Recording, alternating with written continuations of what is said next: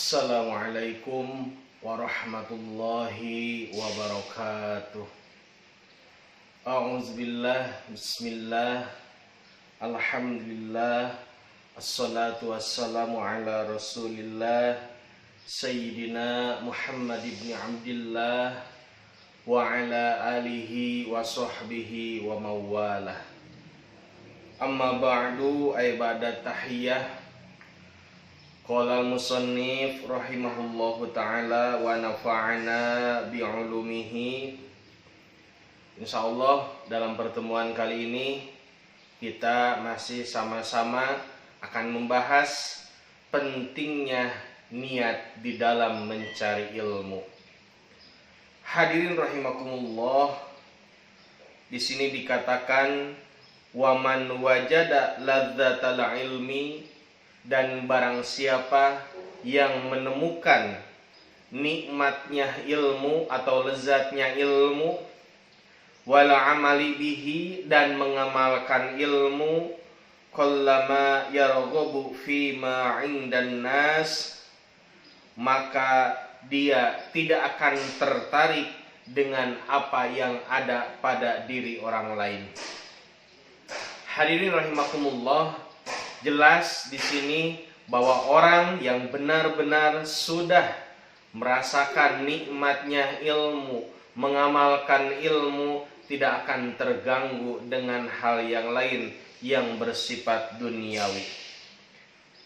Hadirin rahimakumullah, pentingnya meluruskan niat kita di dalam mencari ilmu agar senantiasa mendapatkan pahala nanti di yaumil jaza. Di sini dikatakan man talabal ilmi lil ma'adi faza bi fadli minar rasyadi. Siapa yang menuntut ilmu untuk akhirat, tentu ia akan memperoleh anugerah kebenaran. Faya li khusrani talibihi linaili fadlim minal ibadi, dan kerugian bagi orang yang menuntut ilmu hanya karena mencari kedudukan di dalam masyarakat. Di sini sudah jelas bahwa kita menuntut ilmu itu bukan untuk mendapatkan kedudukan, bukan untuk mendapatkan sanjungan, bukan untuk mendapatkan pujian, tetapi kita niatkan mencari ilmu kita untuk kehidupan akhirat. Selanjutnya, Allahumma illa iza talabal jahi lil amri wal bil ma'rufi wan nahyi anil munkari.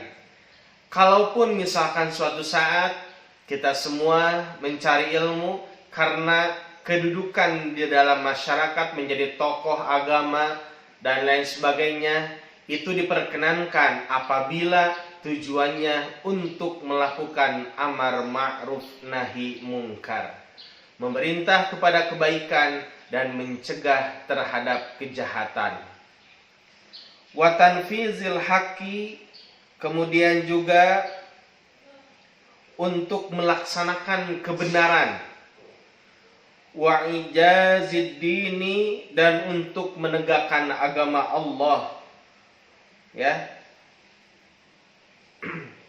Fayajuzu zalika biqadri ma yuqimu bihil amru bil ma'rufi wan nahyi anil munkari.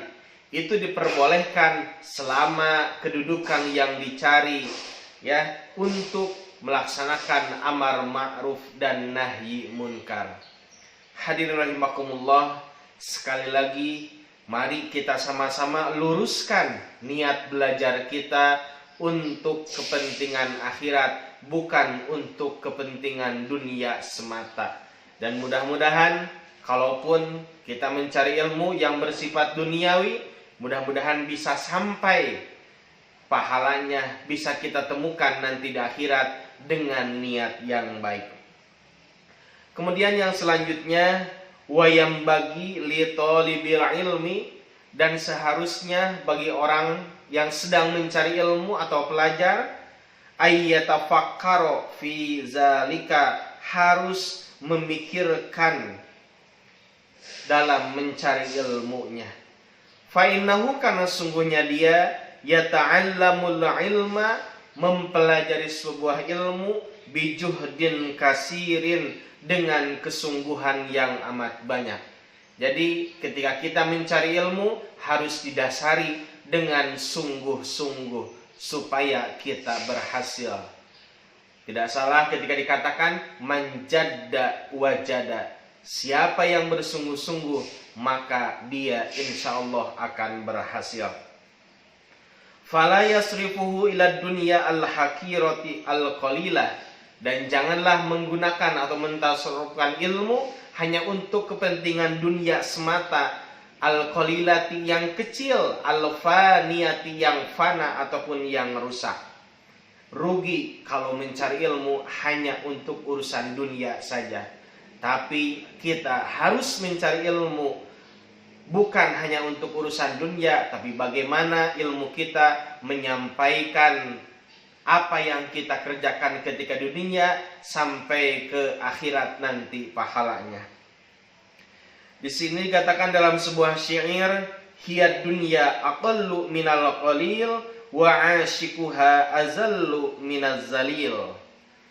Tusimmu bisihriha qauman wa tu'mi fahum muhayyiruna bila dalili.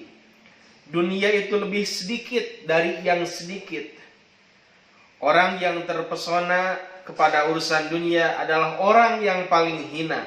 Dunia dan isinya adalah sihir yang dapat memuliakan dan dapat menulikan dan membutakan.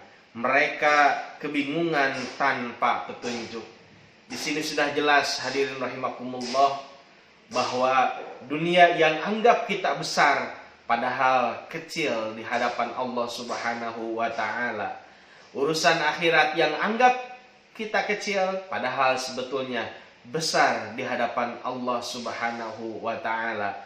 Maka jangan terpesona hanya karena urusan dunia semata. Bolehlah kita sekarang hidup di dunia, kita jalani apa yang ada sesuai dengan qadarullah, takdirnya Allah Subhanahu wa taala. Tapi bagaimana kita bisa meracik urusan dunia supaya bisa kita temukan pahalanya nanti di akhirat. Yang selanjutnya hadirin rahimakumullah, wa yang bagi li ahlil ilmi, dan seharusnya bagi seorang pelajar itu alla yuzilla nafsahu bitam'i, tidak boleh menghinakan dirinya dengan bersikap tamak. Ya, fi ghairil matba'i, dalam hal yang tidak diperbolehkan. Misal dengan ilmunya dia berharap akan mendapatkan uang dan lain sebagainya. Jangan terlalu tamak dan jangan menjadi tujuan. Tujuannya adalah mardhatillah, persoalan ada yang memberikan imbalan tanpa kita minta, itu urusan yang lain. Ya, jadi tidak boleh menghinakan diri kita ketika mencari ilmu dengan sifat tamak. Wa yataharraza amma fihi mazallatul ilmi wa ahlihi, dan kita harus menjaga dari hal yang menghinakan ilmu dan juga ahli ilmu. Bagaimana seharusnya? Wa yakuna mutawadhi'an, dan sebaiknya kita bersifat tawadhu. Apa tawadhu itu? Rendah hati, bukan rendah diri. Dan ini dicontohkan oleh sallallahu alaihi wasallam, yaitu dalam Al-Barjanji dikatakan wa kana sallallahu alaihi wasallam syadidal haya'i wat tawadhu. Nabi Muhammad sallallahu alaihi wasallam, beliau memiliki rasa malu yang luar biasa, termasuk wat tawadhu'i, dan tawadhu atau rendah hati. Bukan rendah diri semuanya, tetapi rendah hatinya, bukan dirinya. Wa tawadhu, yang disebut dengan tawadhu itu baina takabburi, di antara takabur, wal mazallati, dan hina, wal iffati, dan iffah. Dan itu insyaallah akan dilanjutkan dalam penjelasan yang lainnya. Jadi takabur itu antara sombong dengan hina. Di sana di tengah-tengahnya adalah tawadhu. Bagaimana kita merendahkan diri di hadapan Allah Subhanahu wa taala, bagaimana kita rendah diri di hadapan manusia, tidak menyombongkan diri kita. Terima kasih. Assalamualaikum warahmatullahi wabarakatuh.